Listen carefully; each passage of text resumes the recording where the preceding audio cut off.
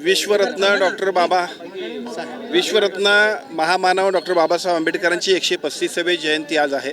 कोल्हापूर जिल्ह्यातील आंबेडकरी चळवळीतील सर्व मान्यवरांनी या ठिकाणी एकत्रित अशा पद्धतीनं कोल्हापूर जिल्ह्यातील सर्व भीमसैनिकांच्या उपस्थितीमध्ये सर्व पदाधिकारी लोकप्रतिनिधींच्या साक्षीनं या ठिकाणी जयंतीचा कार्यक्रम या ठिकाणी घेतलेला आहे।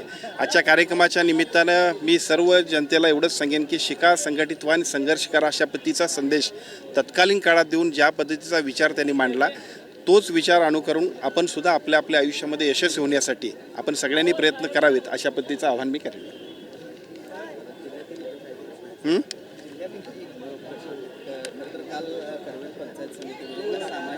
कार्यकर्त्यांनी थेट कर्मचाऱ्यांची कॉलर करण्याचा प्रकार केला आहे।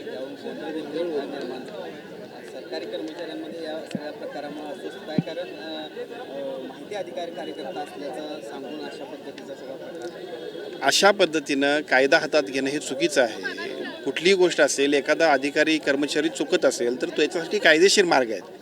तक्रार असेल, ज्या पद्धतीचे वेगळ्या पद्धतीची कायदेशीर प्रक्रिया आहे ती गेली तरी काही हरकत नाही, परंतु अनावश्यक अशा पद्धतीचा वादविवाद उद्भवणं हे चुकीचं आहे। जर असं झालं तर विनाकारण लोकांच्यामध्ये गैरसमज तयार होतील, कर्मचाऱ्यांच्यामध्ये सुद्धा असंतोष तयार होईल। त्यामुळे निश्चितपणाने मी अधिकाऱ्यांना सूचना देईन की या संपूर्ण प्रकाराची चौकशी करावी आणि जे चुकीचं काम झालं असेल किंवा जे चुकीच्या पद्धतीचा एकूणच तिथला सगळा प्रसंग असेल त्याच्यासाठी जे दोषी असतील त्यांच्यावरती कारवाई करावी।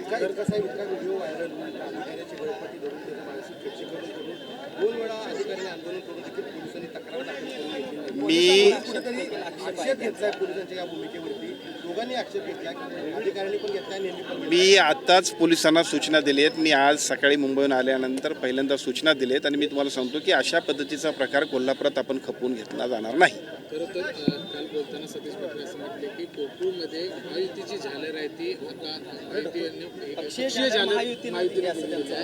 आणि काय नेमकं महायुतीत चाललं हे माहीत नाही, असं मुश्रीफांच्यावरती कोणी उठलं आणि बोलतं अशा पद्धतीची टीका देखील केली आहे। काय नेमकं कोकरूमध्ये चालतं? आता मी मुंबईहून आजच आलो आहे, त्यामुळे मी माहिती घेतो त्यांनी काय म्हटलं आहे आणि त्याच्यानंतर आपण बोलले त्याच्यावरती। शिवाजी पाटलांनी तर ईडीची चौकशीची मागणी केली आहे। निवडणूक सुरू झाल्यानंतर प्रत्यक्ष निवडणुकीच्या एकूण सगळ्या कामकाजात मागच्या 15 आठवड्यापूर्वी सुद्धा मी आपल्याला सांगितलं होतं की मतदार यादी तयार होणं आणि निवडणूक प्रक्रिया सुरू होणं या गोष्टीपर्यंत थोडं प्रत्येकजण आपल्या आपल्या पद्धतीनं आपली क्षमता आणि आपलं अधिकाधिक चांगल्या पद्धतीचं संघटन मजबूत करायचा प्रयत्न करणार। त्या सगळ्या गोष्टी अजून चालत राहतील, पण एकूणच आम्ही यापूर्वी सांगितलं की महायुती म्हणून ही निवडणूक लढवण्याबद्दल सर्वच लोक एकमतावर आहेत। पुढच्या टप्प्यात या सगळ्या प्रक्रिया पार काढण्यासाठी पालकमंत्री म्हणून मी काम करेन। निधनानंतर काल लता अशा हॉस्पिटल एक नवीन घोषणा करण्याची घोषणा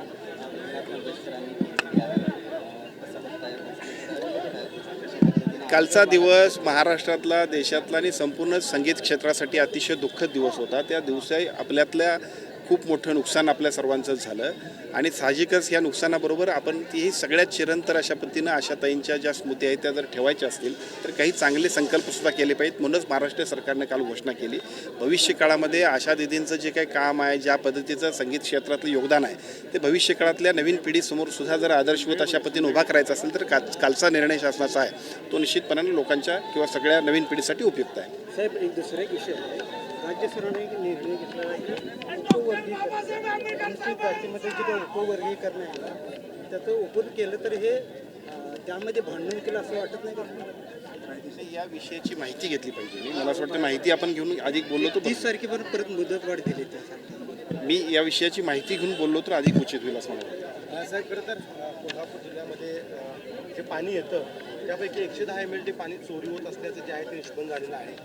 काय सांगा, तर बिल जे आहे ते खरं तर सगळ्यांच्याकडे वसूल केले जातं 210-220 MLT पाण्याचं, आता त्यातल्या अर्ध्या पाण्याची चोरी होताना पाहायला मिळते। आता महानगरपालिकेला आमची सत्ता आली, आमची महापौर, उपमहापौर आणि आमची बॉडी अतिशय चांगल्या पद्धतीने काम करते। या सगळ्या गोष्टींच्या काही दुरुस्ती असतील ते निश्चितपणाने करतील आणि त्याला आवश्यक असणारं सहकार्य करण्याची जबाबदारी आमची राहील। पाणी लोकांपर्यंत योग्य पद्धतीने पोहोचलं पाहिजे। ज्यावेळी पाण्याचं बिल देत आहेत त्यावेळी त्याची चोरी होण्यापेक्षा ते आमच्या घरात आलं पाहिजे। त्यासाठी ज्या काय दुरुस्त्या करायला पाहिजेत ते आमची टीम करेल।